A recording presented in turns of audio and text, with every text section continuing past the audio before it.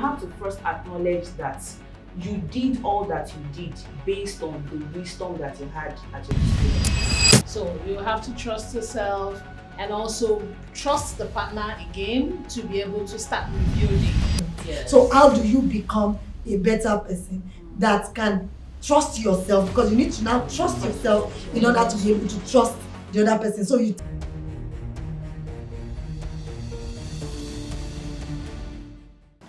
What if the family you came from doesn't have to define the family you create?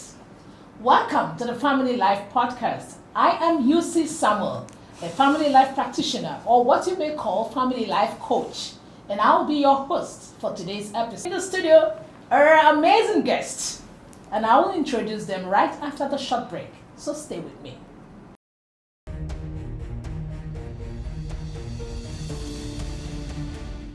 Welcome back. And with me here today are two amazing guests, like I mentioned earlier on. Beautiful, warm, and exhilarating. Interacting with them has been so beautiful. So from my right, we have Arinola Kolawole-Odeneye, and I think it's just fine to call Arinola while we are at this because the name is actually long. So Arinola for short. And then from my left, I have Esther Solarin. Esther Solarin is her name. So, beautiful word. Today we have a very interesting topic, like I said, and we come in here, we want to bring in life solutions to you.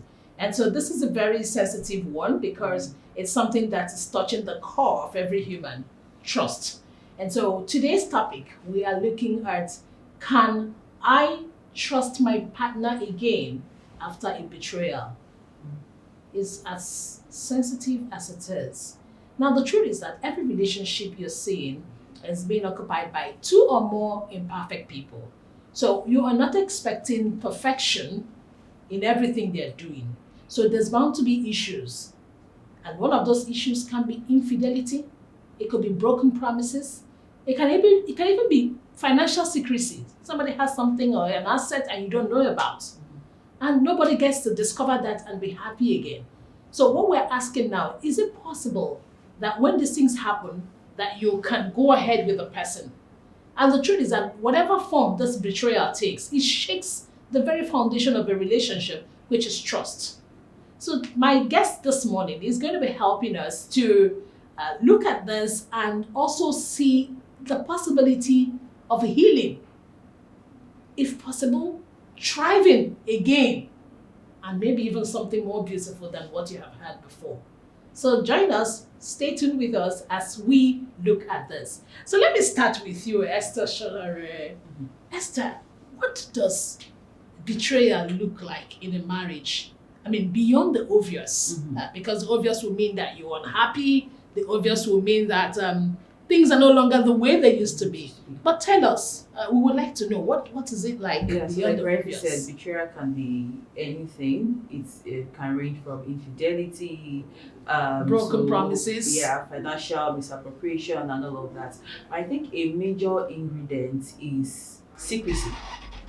Yeah, that is one thing that cuts across every form of betrayal. Secrecy, because marriage is set up such that the two parties are supposed to be transparent to each other.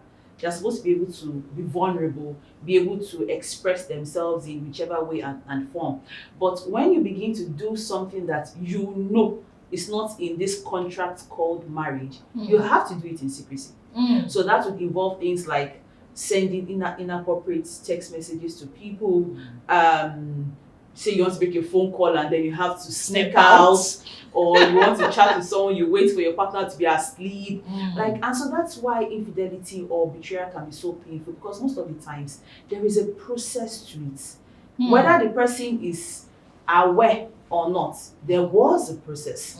There were moments when you found yourself doing things that you typically would have told your partner, but you withheld information. As a matter of fact, white lie is part of it. I see. And then it's not something sudden, like you're saying. Yes, so many times it's not sudden. So somehow we can be in control if we are able to probably spot that on time. Self-aware enough, if you're willing to be accountable there are things you can do to ensure that you don't fall into the trap of betrayal. This is getting more interesting. Arinola, do you have anything to add to that? Okay, thank you, Esther. Okay, so I'd like to start by saying that marriage is a committed relationship. And each time one partner does something that brings consequences that is less than expected, there would always be feelings of being let down, and that is betrayal. It really doesn't have to be until something really dramatic happens. It may be those subtle things as little as constantly not being able to keep to your words. I hear you constantly. So when there are repeated breaches, yes, repeated patterns of actions that are less expected, exactly, the consequences will come, and betrayal is one of those things that come because out. you expect more and you're getting the less. result is less. Thank you very much. This is just interesting. It's as eye-opening for me, I'm sure, as my viewers today. And so, what do you think? Again, Arinola, I'm coming to you. What then are the emotional responses that you get when this thing occurs? Because from what Esther said, it's the process. So sometimes, like, it may show up, you're not understanding at the beginning. So what are the emotional responses that you think people give to this when it happens? Okay, thank you, you see. So when it comes to emotions associated with betrayal, I would like to start to say that it's not a one-size-fits-all. Do not forget that people's personality varies, and people will react on the basis of their persons. While some people would feel anger, another person may feel grief. It can be as bad as that, where they feel like they have actually lost something. And of a truth, they have lost something. Trust, peace, sleeplessness, comfort even within their own, where they have to constantly look at their back. And then in most cases, or in some cases, it even brings self-distrust, where you begin to ask yourself, have I failed in any way? Some people feel gaslighted. Yes. And then you even begin to query your sense of reasoning. You're asking yourself, am I in my right senses? And I think it am I backs on exaggerating? self-esteem. Yes. Am I exaggerating? Am I overthinking things? Yes. Am I overreacting? So when it comes to different emotions associated with betrayals, I want to tell you that no word is all-encompassing that can really say it, because the manifestations will vary depending on what the situation is, the circumstances, and most importantly, the personalities involved. I hear you, Arinola, and it looks like most of the emotions are sort of disempowering. They're emotions that are not very empowering for the individual. And so that's another thing that is not healthy. Because sometimes people say, forgive now, forgive. Esther, how easy is it for someone to forgive when it comes to this? Because I know that forgiveness may be verbalized, but emotional healing kind of lags behind, because it takes a little time for emotional healing to take place. So how easy forgiveness is not as easy as it sounds. And I also think that we trivialize the impact of a betrayal in a marriage setting or even a romantic relationship, because people just expect you to move on. So let's take infidelity for instance. You hear comments like, it has happened now. Are you the first person? Like, you're not the first person. Like, just move on. Like, it's not a big deal. And then we forget that the sense of security and safety that this spouse had has been broken. Like, we forget to really analyze the impact of that action. Many times it's not just the action, it is what the action breaks. So it breaks your sense of safety, it breaks your sense of self, of wholeness. There is that idea you have when you're in a committed relationship where you feel like, I am safe here. This is my safe space. I can be vulnerable here. And then you look at your partner and you feel, this person can't hurt me. or you hope that this person can't hurt me, and then they hurt you. Because that's what betraying does. It makes you feel like this person has hurt me. So forgiving is not just something that happens. You can say, oh, I have forgiven you. That's like normalizing. You just said it, but the actions that follow will What show really counts. if you've really forgiven this person. And I think the first thing is acknowledging that you've been hurt. Because sometimes we like to live in denial.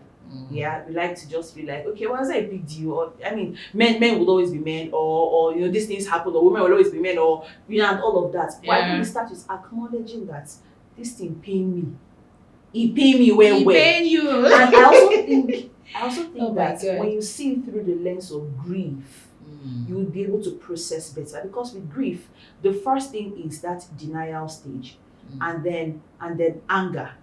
So allow yourself feel those emotions. Feel it. You are angry, Abi. Just express it. Write it out. Cry it out. Scream. Whatever it is you want to do. Yeah. Let it out.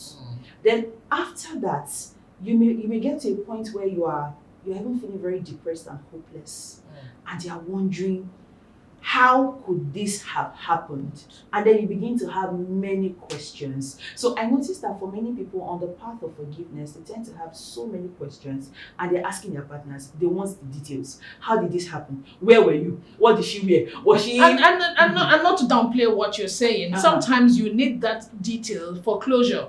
You do, but there is a but to it. Okay. To the questions you're asking, what will the answers do? I think that's a question you may want to ask yourself. Like, this question I'm asking, okay, so I'm asking for these details. What will it do? Is it really going to heal me? Or is it going to break me in more pieces? So that's why I said that it's looking like two sides of a coin. For some people, they need the entire details before they can find closure for forgiveness. For some others, they feel like they don't need it, it's not helping them. So a flip of a coin on this question. What really pains more in betrayal? Is it what was done or the person who did it? Okay, so let's start by saying to whom much is given, much is expected. All right. So if I am in a committed relationship with you, say as husband and wife. As husband and wife. Even a relationship. Even friendship, engaged employment, you know, but for this, in this context, let's say marriage.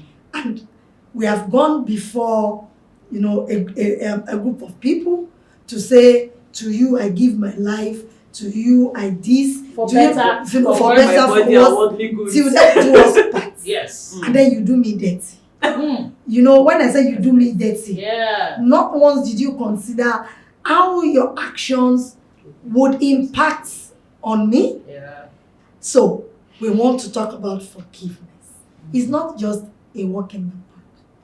And I understand that, you know, I've seen instances, you know, at client cases where the man who maybe is, or the offending party, is genuinely sorry and says, I'm sorry for cheating on you.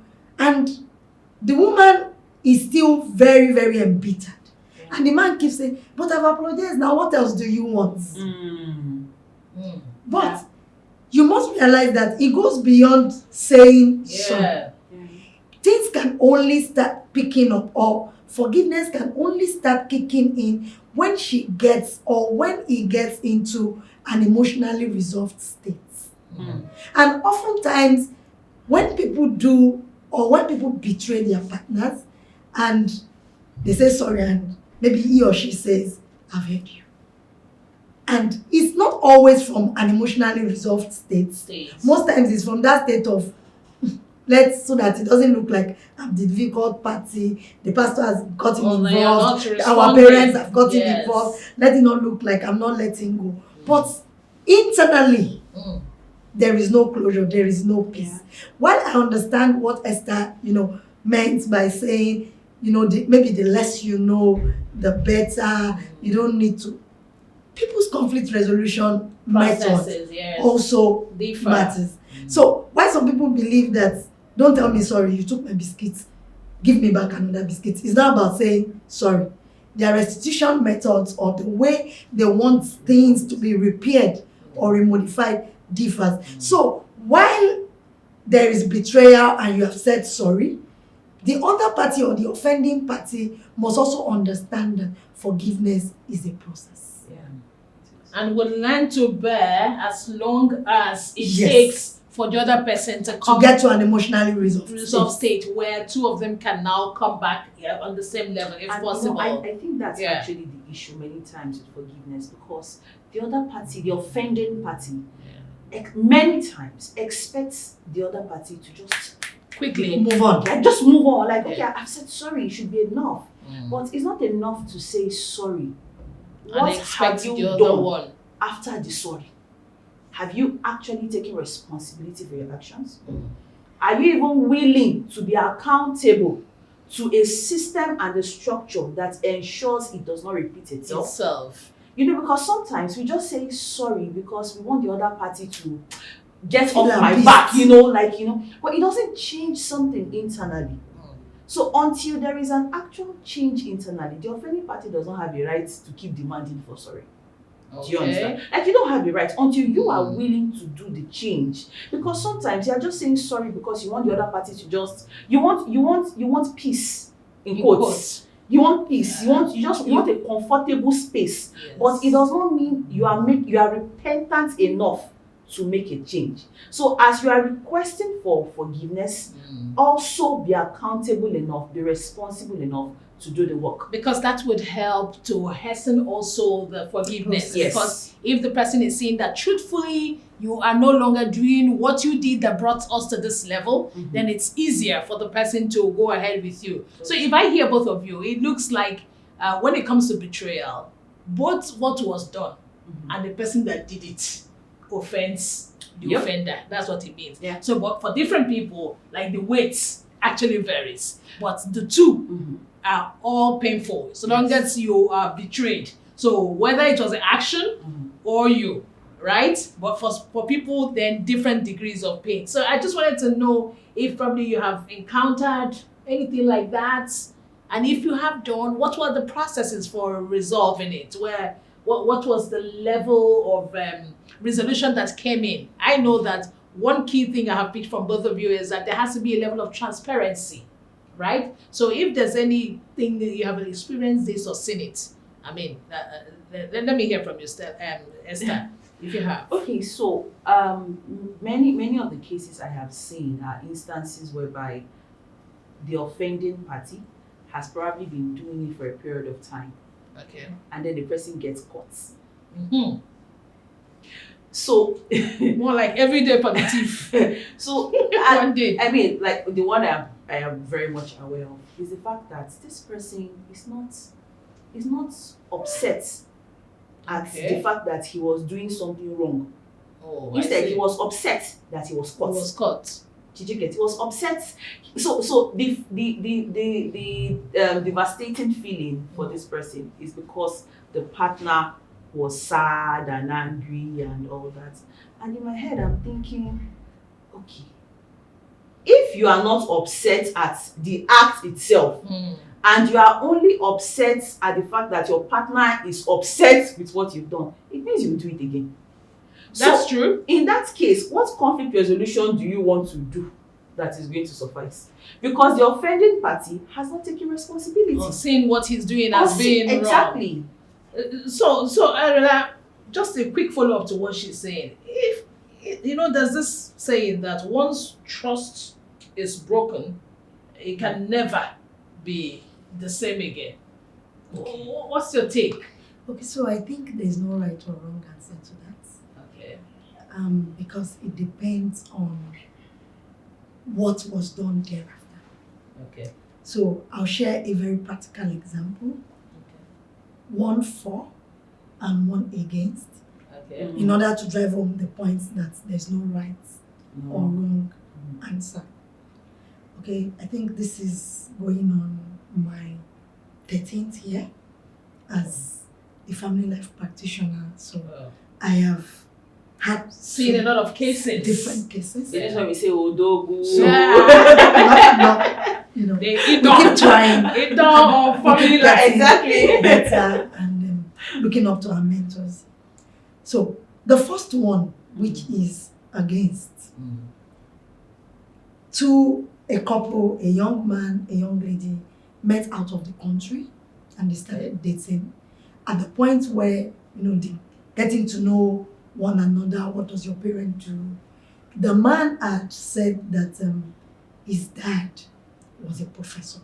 Mm. Okay. And there was disclosure, they had gone ahead. She speaks to his parents on the phone, everything was okay.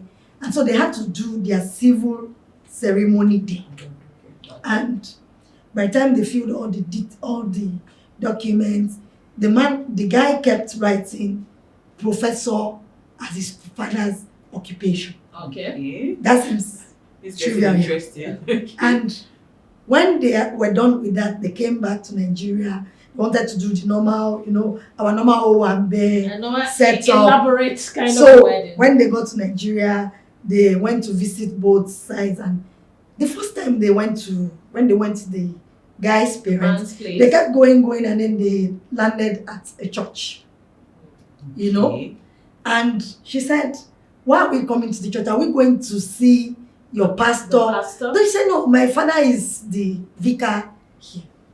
Okay. And she looked at him and, you said your dad was a pastor, was a professor. Yes. How come he's not? And then he said, he was retired, and so now he went into ministry. It was a major deal breaker for her, sadly. Yeah.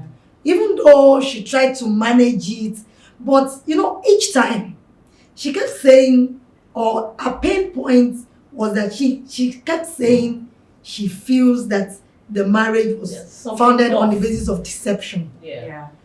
But the man kept saying, it's negligible, it's not a big deal, it doesn't change anything. Of course, it doesn't change anything, but do you know that she was never at peace? That marriage eventually broke up at the end of 10 years. And the one thing that she kept saying is that she felt that the foundation was on the basis of deception. And each time little subtle things happened during the course of that journey, she was always reminded of that white lie. That innocent, seemingly white lie. And trust could not be rebuilt. Became an issue. Yes, because of the entire process. Now, another example for the fact that trust can be rebuilt.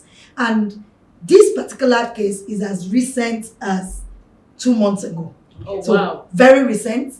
And let's say an elderly couple this time, over 20 years married. Okay. And what was the issue? It was an emotional affair.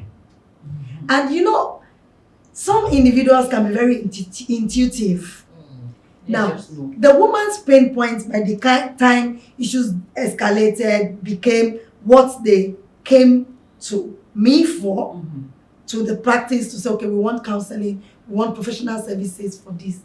The woman kept saying, each time this particular person calls you, I kept telling you that, no, this niceness is too much. Yeah. I told you to watch your back. You said it was no big deal. And particularly it became more hurtful because she stumbled on it herself. Okay.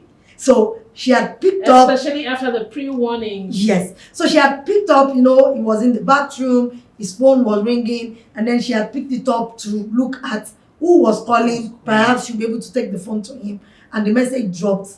And by the time she, out of curiosity, why this kind of response? And then she found out that there has been steamy conversation, exchange. And by the time she confronted him to say, but how did he get to this point? And he said, no, he was harmless. I observed that she was in low spirit. I was just trying to flow with the vibe in order to make her. But Mr. Encourager. Rather than flog the issue or become defensive, immediately said, I agree that you told me. I was blindsided by, maybe her neediness, her clinginess, the fact that she had emotional issues. I was just trying to be there for her. But that does not invalidate the fact that you actually prompted warned me severally. And so I am accountable to you. And I am sorry.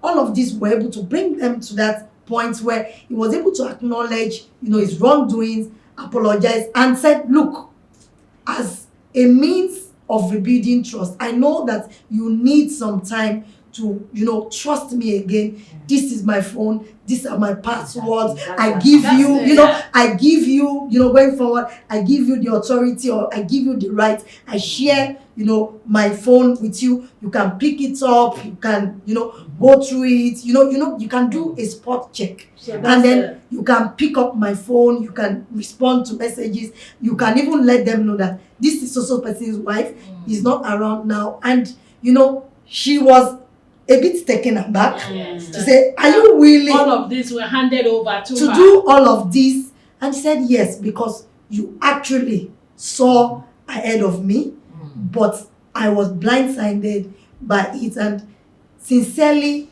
even though it's just 2 months back, they are good. Because he let, that shared space now increased their bonding. Yes. Because the woman also started to feel that there are no longer boundaries, there's no restriction. So they had a more enabling environment. Yes. And don't forget that we're talking about maybe a marriage of over 20 years. Yes. That maybe times, little cracks were already setting in. So they started self-discovery, anew. And I like the fact that because at the point where, the woman kept saying, did I trust him too much, or did I believe that he was just going to be rock solid? But she also was able to get to a point of self-trust. Because sometimes people begin to get into paranoia. Yes. You want to now monitor them too much. Yes. You want to now read meaning into everything too much. And then give yourself so much problem. Exactly. Too. But I'm glad to say that at least our journey of 2 months has shown a very, very good, yielded outstanding results. That trust and even healthier relationship. Yes, a more healthier relationship. Yeah. And then we can see that trust is gradually solidifying. This is beautiful. This is beautiful. Amazing resources from you there. Because sometimes people think that it's so tough to rebuild in terms of it not happening ever. But we are seeing both sides, right? Yes. And part of the reason for this conversation today is that whichever side of it you are on, you should be able to receive healing, wholeness, and intentionality in living, right? And commit to it. Because I hear her clearly in that story for the ones that came back, that became clearer communication and also deep mutual respect. It came up, and that's what I saw there. So now, Esther, I'm coming to you. I want to know, what are the roles of self-trust in rebuilding a relationship after betrayal? What are the roles of what? Self-trust. In rebuilding, yeah? Yes. So let me pick up from where she stopped. She was saying something about how the woman at some point started to question her reality. That was she almost not trusting herself. Because, and that's very valid, because you're asking questions like, how did I choose you in the first place? Like, it questions your decision-making ability. Yes. Because if you are married to someone and you didn't see those signs, for instance, you didn't see those signs, and then you begin to see them, or you saw them, but you were not so sure of what you were seeing, and then you are now seeing your report card, it makes you question a lot of things. Yeah. 1, 2, it makes you question how much trust you are giving to that person. And then you're asking yourself, did I give too much trust? Yeah. So in rebuilding, you have to first acknowledge that you did all that you did based on the wisdom that you had at your disposal. You did all that you did based on the level of feelings and the dreams that you both have created for the future. Okay. And there was nothing wrong with that. Yeah, and then you must also separate your decision-making ability, your ability to trust this person and to trust yourself, from the fact that this person made a choice. Because sometimes we mix that it you up, are not responsible. and you are not responsible for that choice. Especially in a committed relationship, you both have agreed that we are doing this together. Yeah. So if this person messes up, it is on the person. So don't switch things up. Yeah. So what that now further does for you is, if the person is willing to do the work, don't dismiss your ability to trust again. Don't dismiss your ability to trust yourself. Trust yourself, trust the process, and also be ready to work with this person. I say be ready to work with this person because, like in the story she cited, the man was willing to be accountable, but the woman also had a decision to make. Yes. She also had to say, okay, I will do this with you. Yes, I will choose to trust you again. I will choose to trust my instincts still and trust you. Like, I will give you an allowance to make a difference. So I think those two things must coexist. Your ability to trust yourself and to also trust your partner again. So you have to trust yourself and also trust the partner again to be able to start rebuilding with that person. So Arinola, you are in the coaching practice. So what are those maybe small action steps, right? Like she said, in this your trust. What are the action steps to actualize those things that she had mentioned? Okay. So thank you for that. Oftentimes I like to tell people that, especially where instances of betrayal, which is not an isolated incident, because there are always different issues that comes up in this phase of life. Most importantly, in marriage. There are instances where you need to forgive yourself first before you can forgive the other party. Okay. And that is because instances or circumstances, sometimes like betrayal, most importantly, maybe the very big dramatic ones, has to do with, is like a two-edged sword. Yeah. Now, a man or a woman may often feel or have feelings of betrayal because he feels my partner does not prioritize me.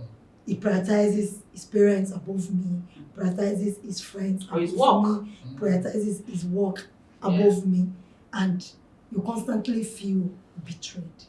But sometimes you may need to introspect to actually see what environment, what safety you consciously or unconsciously create for them to spend more time with you. So in the action, that's what I'm saying. Yes. What does the person need? So do we the need first thing more that you need transparency? to Do we need do introspection? to build self-trust is first introspect. Okay. You need a bit of SWOT analysis to know, okay, what are your strengths, what are your weaknesses, opportunities, threats? Because in the first place, this betrayal, why do you feel betrayed? Okay.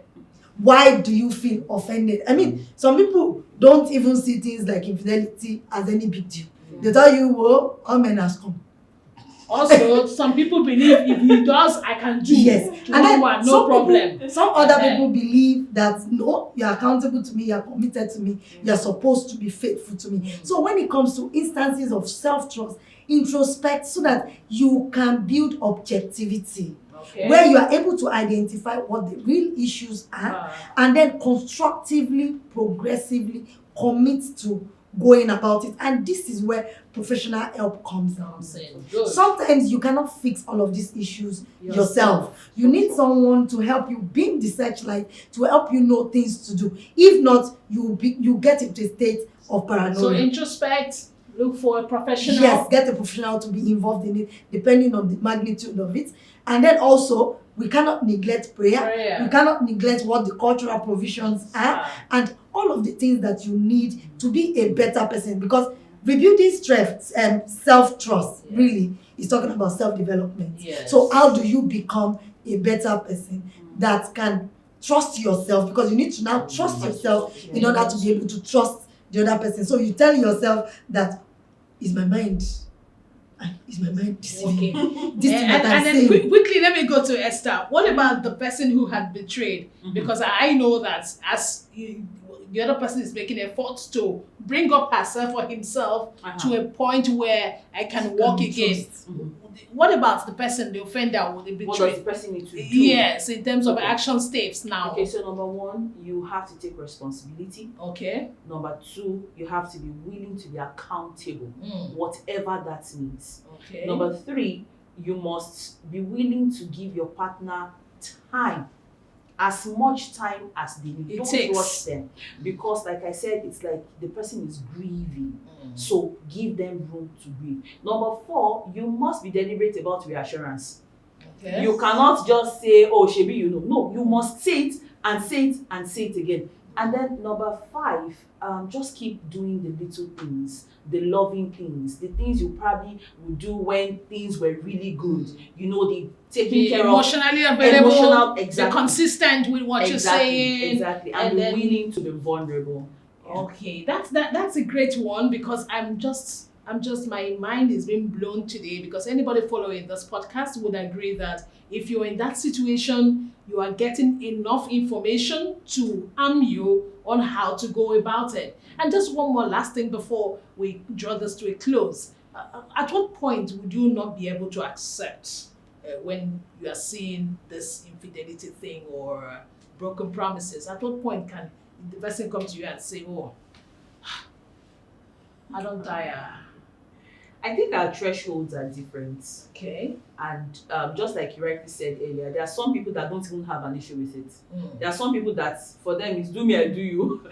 First you do know the pain. Yeah. You know, but for somebody who already had an image and an idea that this is a monogamous relationship where we are committed, we are mutually committed. Okay. I think that when you see that this person is doing this thing over and over and over again, and this person is not even seeing the role they are playing. No signs of remorse? No signs of remorse.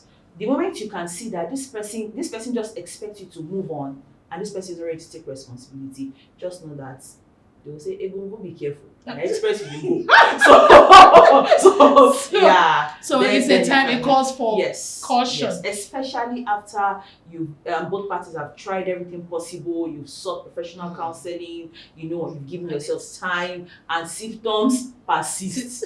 Because again, sometimes I think I also want to quickly add this that for the cheating, for the person that betrayed, sometimes there's a history to it.